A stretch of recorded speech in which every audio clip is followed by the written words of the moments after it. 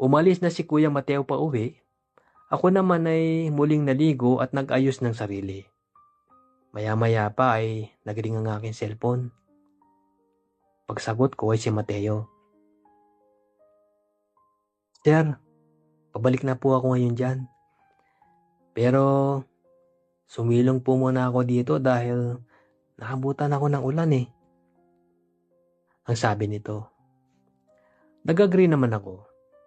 So nanood muna ako ng TV at after 20 minutes ay kumakatok na siya. Pagbukas ko ng pinto ay nakangiti siyang nakaharap sa akin at basang-basa ng ulan.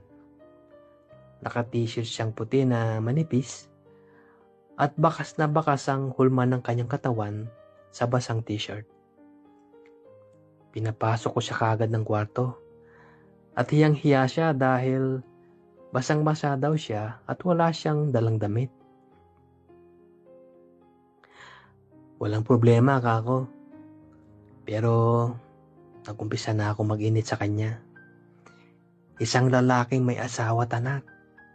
Maganda ang tindig, matangkad, gwapo.